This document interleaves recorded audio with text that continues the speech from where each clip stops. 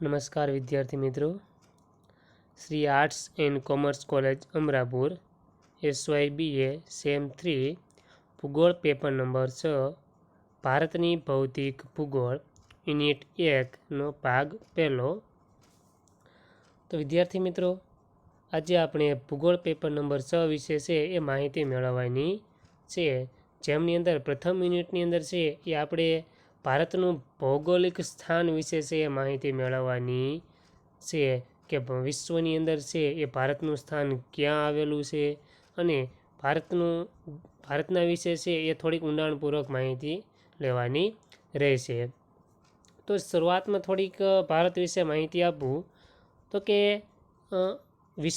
વિશ્વના દેશોમાં છે એ ભારતનું સ્થાન કેવું છે, બધા જ દેશો કરતાં છે એ આગવું સ્થાન ધરાવે છે અને ભારત દેશ છે ખૂબ છે એ વિશાળ દેશ રહેલો છે। અને આમ સંસ્કૃતિની બાબતમાં આપણે વાત કરવા જઈએ તો કે ભારતની સંસ્કૃતિ છે એ અતિ પ્રાચીનતમ સંસ્કૃતિ છે એ ભારતની રહેલી છે। પ્લસ બીજું કે ભારત છે એક એવો દેશ છે કે વિશ્વનો સૌથી મોટો લોકશાહી ધરાવતો છે એ ભારત દેશ રહેલો છે। અને જે ભારતની જે સંસ્કૃતિ છે એનું છે એ આજે વિશ્વમાં છે એની છે એ વધારે પડતી છે એ કલ્પના થાય છે, કંઈક આગવું સ્થાન ધરાવે છે। તો આપણે જોઈએ, આગળ વાત કરીએ તો કે એમાં આપણે જોઈએ તો કે આ આપણો છે એ વિશ્વનો નકશો રહેલો છે, તેમાં ભારતનું સ્થાન ક્યાં રહેલું છે એના વિશે આપણે સર્વપ્રથમ છે એ માહિતી મેળવીશું। તો કે આપણી પૃથ્વી અને કે આ વિશ્વની અંદર છે કુલ 7 ખંડો આવેલા છે। આ 7 ખંડો પણ આપણને છે સામે દેખાય છે, જેમાં આપણે જોઈએ તો કે એશિયા છે, યુરોપ છે, આફ્રિકા છે, ઓસ્ટ્રેલિયા છે, દક્ષિણ અમેરિકા છે, ઉત્તર અમેરિકા છે અને છેલ્લે એન્ટાર્કટિકા ખંડ જે દક્ષિણ ધ્રુવમાં આવેલો છે તે। તો તેમાં વાત કરીએ કે ભારત દેશ ક્યાં આવેલો છે, તો એમાં સર્વપ્રથમ વાત કરીએ તો કે ભારત દેશ આપણે અહીં છે એ ચિત્રમાં દેખાય છે કે જ્યાં આપણે ગોળ રાઉન્ડ કરેલો છે, ત્યાં આપણે છે એશિયા ખંડની અંદર છે એ ભારત દેશ આવેલો છે। ટૂંકમાં છે એ એશિયા ખંડના દક્ષિણમાં છે એ ભારત દેશ આવેલો છે। જોઈએ આપણે ભારત દેશ વિશે તો કે ભૌગોલિક દ્રષ્ટિએ ભારત ઉત્તર ગોળાર્ધમાં આવેલો છે, તે એશિયા ખંડના દક્ષિણ ભાગમાં વિસ્તરેલો છે। જો અહીંયા જો આ ચિત્રની અંદર છે પૃથ્વીના શું થાય છે, 2 ભાગ પડે છે, જ્યાં વિષુવવૃત્તથી ઉપરનો ભાગ છે એ ઉત્તર ગોળાર્ધ કહેવાય અને નીચેનો ભાગ છે દક્ષિણ ગોળાર્ધ કહેવાય।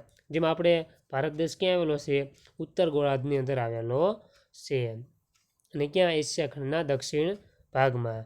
તો આગળ વાત કરીએ તો કે ભારતનો મુખ્ય ભૂમિખંડનો વ્યાપ 8.4 થી 37.6 ઉત્તર અક્ષાંશવૃત્ત અને 68.7 થી 97.24 પૂર્વ રેખાંશવૃત્ત વચ્ચે આવેલો છે। જો આપણું સ્થાન કીધું કે ભારત દેશ છે વિશ્વમાં ક્યાં આવેલો છે, તો કે આપણે આગળ પણ વાત કરી ગયા છીએ આપણે પ્રથમ વર્ષની અંદર કે અક્ષાંશ કોને કહેવાય અને રેખાંશ કોને કહેવાય, કે પૃથ્વી પર આવેલી આડી કાલ્પનિક રેખાને અક્ષાંશવૃત્ત કહેવાય અને ઊભી કાલ્પનિક રેખાને રેખાંશવૃત્ત કહેવામાં આવે છે।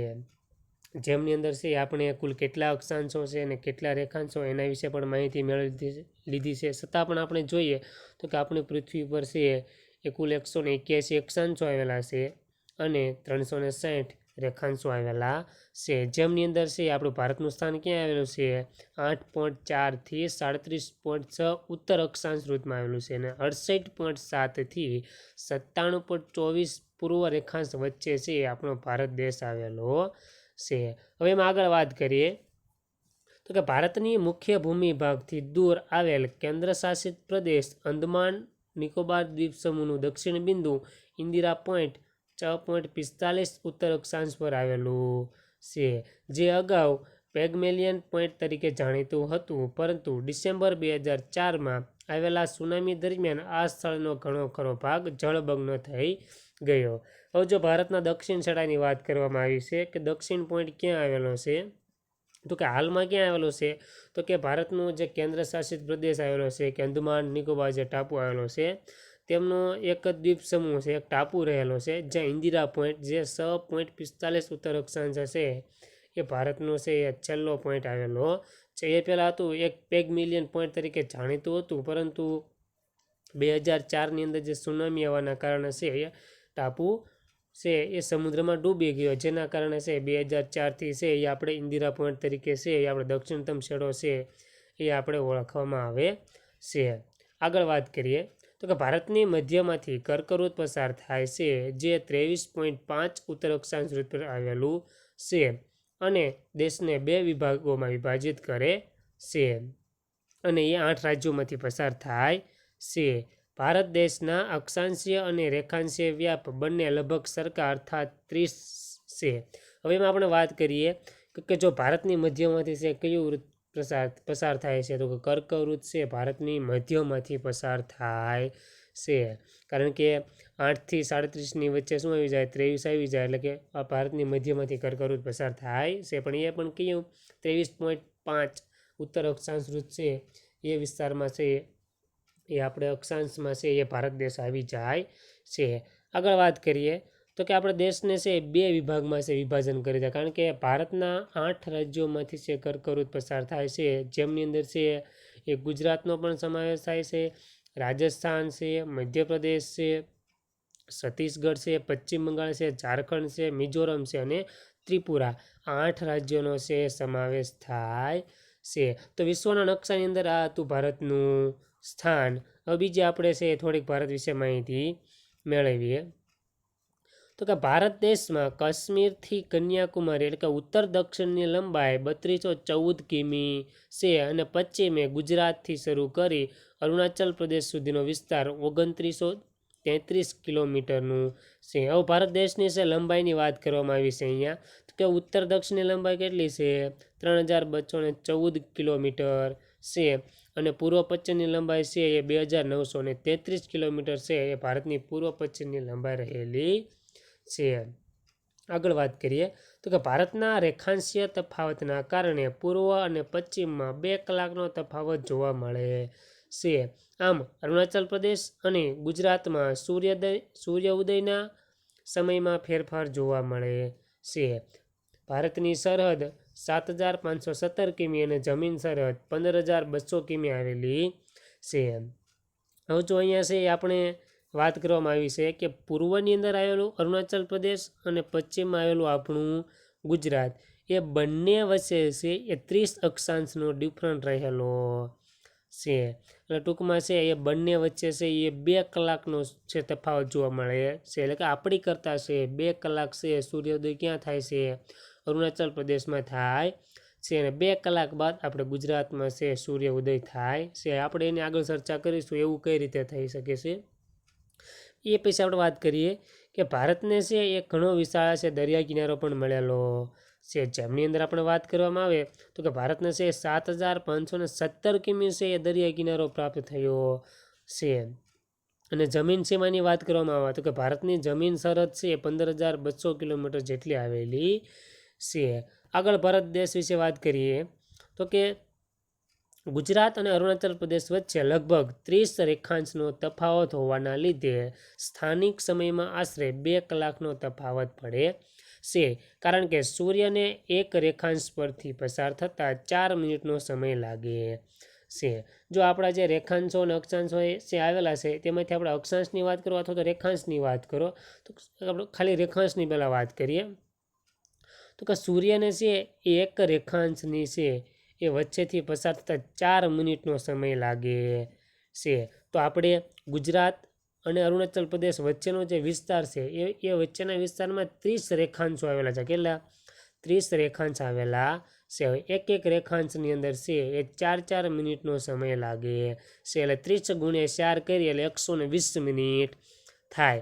એટલે 120 મિનિટ થાય એટલે આપણા સમય મુજબ 60 મિનિટે 1 કલાક, એટલે કે 120 મિનિટે છે કેટલી થશે, 2 કલાકનો સમય થશે. એટલા માટે છે એ ભારત દેશ એટલો ફેલાયેલો છે 30 રેખાંશો હોય છે, જેના કારણે છે એ આપણે ગુજરાત અને અરુણાચલ પ્રદેશના બંનેના સ્થાનિક સમયની અંદર છે 2 કલાકનો તફાવત પડે છે.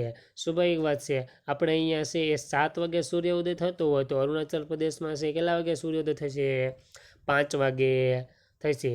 આપણે અહીંયા છે એ 6 વાગે સૂર્યાસ્ત થતો હોય પણ પરંતુ અરુણાચલ પ્રદેશમાં છે 4 વાગ્યામાં છે સૂર્યાસ્ત થઈ જાય છે. આગળ જોઈએ, આપણે ખ્યાલ આવી ગયો કે શા માટે છે 2 કલાકનો તફાવત છે એ જોવા મળે છે. કારણ કે 30 રેખાંશના કારણે છે એ આ તફાવત જોવા મળે છે. કારણ કે એક રેખાંશની છે એમની અંદર સૂર્યને પસાર થતાં 4 મિનિટનો સમય લાગે છે. હવે આગળ વાત કરીએ, આ ભ્રમને દૂર કરવા માટે 82.30 પૂર્વ રેખાંશ વૃત્ત પર પ્રમાણ સમય એટલે કે પ્રયાગરાજની બાજુમાં નક્કી કરવામાં આવ્યો છે. જો આખા વિચારો કે 2 કલાકનો તફાવત હોવાના કારણે કોઈ ચોક્કસ છે આપણે સમય નક્કી કરી શકીએ નહીં. એટલા માટે છે આપણે આખા ભારત દેશનો એક સમય નક્કી કરવા માટે છે આપણે 82.30 પૂર્વ રેખાંશ વૃત્ત પર છે એ આપણા આખા ભારત દેશનો છે પ્રમાણ સમય નક્કી કરવામાં આવ્યો, જે અલ્હાબાદમાં પહેલાં, અત્યારે એનું નામ શું થઈ ગયું છે, પ્રયાગરાજ થઈ ગયું છે, એની બાજુમાં છે એ આખા ભારત દેશનો છે એ સમય નક્કી કરવામાં આવેલો છે. હવે આપણે ભારત દેશ વિશે બીજી થોડી આગળ માહિતી મેળવીએ તો કે ભારતનું કુલ ક્ષેત્રફળ 32,87,263 ચોરસ કિમી છે, જે વિશ્વનો કુલ ક્ષેત્રફળના 2.42% ભાગ રહેલો છે. જો ભારતના ક્ષેત્રફળની વાત કરી કે 32,87,263 ચોરસ કિમી છે એ ભારતનું ક્ષેત્રફળ છે, જે વિશ્વનો કુલ જમીન ભાગનો કેટલો ભાગ રહેલો છે, 2.42% ભાગ રહેલો છે. હવે આપણે બીજી આગળ વાત કરીએ તો કે ક્ષેત્રફળની દ્રષ્ટિએ ભારત વિશ્વમાં 7મા ક્રમે આવતો મોટો દેશ છે. જો ક્ષેત્રફળની દ્રષ્ટિએ છે આપણે ભારતનું સ્થાન કેટલામું આવે છે, 7મું આવે છે. એ પહેલાં છે 6 દેશ છે એ મોટા રહેલા છે, જેમાં સૌથી મોટો દેશ આવશે રશિયા, ત્યાર પછી કેનેડા, ચીન, USA, બ્રાઝિલ, ઓસ્ટ્રેલિયા, અને ત્યાર પછી કયો દેશ આવશે, આપણો ભારત દેશ આવશે. હવે આગળ વાત કરીએ તો કે ભારત દેશની અંદર છે 28 રાજ્ય, 8 કેન્દ્ર શાસિત પ્રદેશ અને 1 રાષ્ટ્રીય રાજધાની આવેલી છે. એટલે આ પહેલાં 29 રાજ્ય હતા, પરંતુ છે એ જમ્મુ કાશ્મીરનું આપણે 2020ની અંદર શું થઈ ગયું કે 2 પ્રદેશને છે કેન્દ્ર શાસિત પ્રદેશ જાહેર કર્યા, જમ્મુ અને લદ્દાખ. જે કાશ્મીર અને લદ્દાખ છે એ બંનેને શું કર્યા, કેન્દ્ર શાસિત પ્રદેશ જાહેર કર્યા, જેના કારણે જે જમ્મુ કાશ્મીરનો જે વિસ્તાર હતો એ રાજ્યનો દરજ્જો હતો એ શું થઈ ગયો, કેન્દ્ર શાસિત પ્રદેશ થઈ ગયો. અને એક આપણી રાષ્ટ્રીય રાજધાની જે દિલ્હી આવેલી છે. આ સિવાય 8 કેન્દ્ર શાસિત પ્રદેશની અંદર છે દીવ દમણ, આ ઉપરાંત છે દાદરા નગર હવેલી, લક્ષદ્વીપ, અંદમાન નિકોબાર ટાપુ, ચંદીગઢનો સમાવેશ થાય છે. હવે આ ઉપરાંત આપણે ભારતના પડોશી દેશની વાત કરીએ તો ભારતના પડોશી દેશની અંદર છે એ જમીન સીમામાં છે પાકિસ્તાન છે, અફઘાનિસ્તાન છે, ચીન છે, નેપાળ છે, ભૂતાન છે, મ્યાનમાર છે, બાંગ્લાદેશ છે, જેની સાથે આપણે શું છે જમીન સરહદ છે આવેલી છે. આ સિવાયનો પણ એક દેશ છે આપણો પડોશી દેશ કયો આવશે, શ્રીલંકા આવશે. આગળ વાત કરીએ, આ સિવાય કે પશ્ચિમમાં અરબ સાગરના, દક્ષિણમાં હિન્દ મહાસાગર અને પૂર્વમાં બંગાળની ખાડી આવેલી છે. જો ભારતને છે એ 7,517 કિલોમીટર દરિયાઈ કિનારો પ્રાપ્ત થયો છે, જેમાં આપણે દક્ષિણમાં છે હિન્દ મહાસાગર આવેલો છે, પૂર્વ બાજુ છે બંગાળની ખાડી આવેલી છે, અને પશ્ચિમનો જે ભાગ છે ત્યાં કયો આવેલો છે, અરબ સાગર આવેલો છે. અને આ અરબ સાગરની અંદર છે આપણને એક લક્ષદ્વીપ આપણને ટાપુ મળેલો છે, અને બંગાળની ખાડીની અંદર છે જે આપણને અંદમાન નિકોબાર ટાપુ પણ આપણો આવેલો છે. તો આ તો આપણે ભારતની છે સરહદ વિશે વાત કરી, એના વિસ્તાર વિશે વાત કરી, એના પડોશી રાજ્યો દેશો વિશે વાત કરી, અને એના રાજ્યો વિશે વાત કરી. હવે આપણે આગળ જોઈએ તો કે આ બીજો પ્રશ્ન છે કે ભારત વિવિધતામાં એકતા ધરાવતો દેશ છે, સમજાવો. જો આ પ્રશ્ન છે ઘણી બધી વાર છે પરીક્ષામાં પૂછાઈ ગયેલો છે. જો આપણે છે ભારતની ભૌગોલિક વિસ્તારનો પ્રશ્ન પૂછાય તો આટલું છે એ લખવાનું રહેશે, આટલી માહિતી છે આપવાની રહેશે કે વિશ્વની અંદર છે ભારતનું ભૌગોલિક સ્થાન ક્યાં આવેલું છે. તો આપણે સર્વપ્રથમ છે એ પૃથ્વીના નકશાથી શરૂ કરવાનું કે 7 ખંડોમાં એશિયા ખંડના દક્ષિણ ભાગમાં આવેલું છે, એમાં પણ ઉત્તર ગોળાર્ધમાં ભારતનું સ્થાન રહેલું છે. ત્યાર પછી વાત કરીએ, બીજો એક છે કે ભારત વિવિધતામાં એકતા ધરાવતો દેશ છે, જેમની અંદર છે એ 2 પ્રકાર આપણે પ્રશ્ન લખી શકીએ છીએ. એક તો આપણે ભારતની અંદર જે પણ કંઈ ઘટના બનેલી છે, જે પણ કાંઈ યુગો વયા ગયા એના વિશેની માહિતી, અને બીજો પણ એ રીતે પ્રશ્ન બની શકે કે વિવિધતામાં એકતા, એટલે કે ભારતની અંદર ઘણા બધા ધર્મના લોકો, ઘણા બધા જાતિના લોકો એ વસવાટ કરે છે. અલગ ધર્મ પાળે છે, અલગ અલગ તહેવારો, અલગ અલગ એની રહેણી કહેણી, એનો ખોરાક, એનો પહેરવેશ, એ બધી જ બાબતોમાં શું થાય છે, અલગ અલગ પડે છે. છતાં પણ એક અમે ભારતીય છીએ એક એવી ભાવના દર્શાવે છે. એટલે કે આવી બધી અલગ અલગ વિવિધતા હોવા છતાં છે એ ભારત દેશ કેવો છે, એકતા ધરાવતો દેશ રહેલો છે. એ પણ પ્રશ્ન બની શકે છે. પરંતુ આપણે અહીંયા છે એ આ પ્રશ્નને છે આપણે પ્રાચીન સંસ્કૃતિથી માંડી અને અત્યાર સુધીનું જે પણ કાંઈ ઘટના બનેલી છે એને આપણે વર્ણવવાની રહેશે. જેમાં આપણે સર્વપ્રથમ વાત કરીએ તો કે પ્રાચીન કાળથી, તો કે પ્રાચીન સમયની અંદર આપણે વાત કરીએ તો કે પહેલાંના સમયની અંદર છે એ મનુષ્ય શું કરતો કે શિકાર પ્રવૃત્તિઓ કરતો હતો, જેમાં શું કરે કે શિકાર કરી અને ખાતો હતો. અને બીજું આ બધું ક્યારે બની ગયું તો પ્રાગ ઐતિહાસિક કાળની અંદર છે આ બધું છે એ બનતું હતું. ત્યાર પછી ધીમે ધીમે છે શું થયો, સુધારો થયો. જો એવું માનવામાં આવે છે કે આર્યો છે એ ભારતના સર્વપ્રથમ પ્રજાતિ હતી, પણ એવું માનવામાં આવે છે કે દ્રવિડો છે એ સર્વપ્રથમ શું કરતા હતા, ભારતની અંદર વસવાટ કરતા હતા. પરંતુ ઘણા બધા વિદ્વાનોના મત મુજબ એવું કહેવામાં આવે છે કે પ્રાચીન કાળમાં છે એ ભારતમાં છે એ આર્યોનું આગમન થયું હતું. કે પહેલાં છે એ આર્યો છે એ ભારતની અંદર છે રહેતા હતા. ત્યાર પછી વાત કરીએ કે સિંધુ ખીણની સંસ્કૃતિ, જે આપણે મોહેંજો-દડોની સંસ્કૃતિ આવેલી છે એના વિશે વાત કરવામાં આવે તો જેમની અંદર છે એ આપણે વાત કરીએ તો કે આ જે સંસ્કૃતિના છે એ સ્થાપકો દ્રવિડોને માનવામાં આવે છે. કે દ્રવિડ કુળના જે લોકો હતા એ ભારતની અંદર છે વસવાટ કરતા, જે સિંધુ નદીના વિસ્તાર હતો એ વિસ્તારમાં વસવાટ કરતા હતા. કારણ કે મોટા ભાગે છે એ વિસ્તારની અંદર આપણને મોહેંજો-દડો, હરપ્પા છે જે પાકિસ્તાનમાં આવેલું છે, આ ઉપરાંત છે કાલીબંગન છે, લોથલ છે એ ભારતમાં આવેલું છે, જે ગુજરાતમાં આવેલું છે. એ બધા અવશેષો આપણને મળી આવેલા છે. આ ક્યારે તો કે ઈસવીસન પૂર્વે 2000 વર્ષ પહેલાંની, કે એની આજુબાજુના સમયગાળાની અંદર છે સિંધુ ખીણની જે સંસ્કૃતિનો છે એ વિકાસ થયો હતો. ત્યાર પછી ધીરે ધીરે છે એ આગળ વધતા આપણે જોઈએ તો કે મૌર્ય યુગની સ્થાપના થઈ છે. તો મૌર્ય યુગની વાત કરવામાં આવે તો કે એમાં આપણે સમ્રાટ ભરત છે, બિંદુસાર છે, સમ્રાટ અશોક છે, એ સમયની અંદર છે આવા ઘણા બધા રાજાઓ છે એ થઈ ગયા હતા. એ સમયની અંદર જે ભારતને છે ને 5 વિભાગમાં છે વહેંચવામાં આવેલું હતું. ક્યારે તો કે જે સમ્રાટ યુગ શરૂ થયો ત્યારે જે મૌર્ય યુગની સમયની અંદર છે એ ભારતને છે 5 વિભાગમાં શું કર્યું, વહેંચવામાં આવ્યું હતું. જો ત્યારે છે ભારતને મોટા ભાગનો છે વાત કરીએ તો કે પાકિસ્તાનનો પણ વિસ્તાર આવી જાય, ઈરાનનો વિસ્તાર આવી જાય, અફઘાનિસ્તાનનો વિસ્તાર આવી જાય, મ્યાનમાર, નેપાળ, એ બધા જ વિસ્તારોનો સમાવેશ થાય છે. જે સંયુક્ત ભારતનો જે આજુબાજુનો વિસ્તાર એની અંદર છે માનવ વસવાટ કરતા હતા.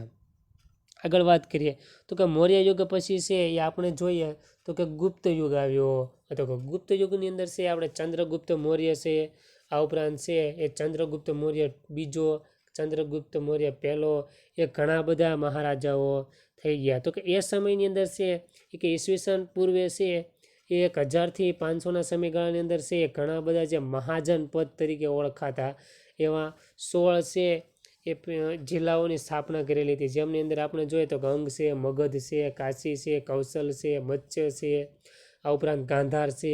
આવા વિવિધ પ્રકારના જે બૌદ્ધકાળની અંદર છે એ આવા પ્રદેશોની અંદર છે રાજાઓ વસવાટ કરતા હતા. ત્યાર પછી આગળ વાત કરીએ તો કે ચંદ્રગુપ્ત મૌર્ય છે એ ચંદ્રગુપ્ત મૌર્યનો સમયગાળો આવે છે તો કે એ સમયની અંદર છે એ ચીનની અંદર છે એ ઘણા બધા લોકો ભારતના પ્રવાસે આવતા હતા અને ભારતની જે સંસ્કૃતિ હતી, જે ભારતની સંસ્કૃતિની છે એનો અભ્યાસ કરી અને એ પોતાના દેશમાં છે એ વયા જતા હતા.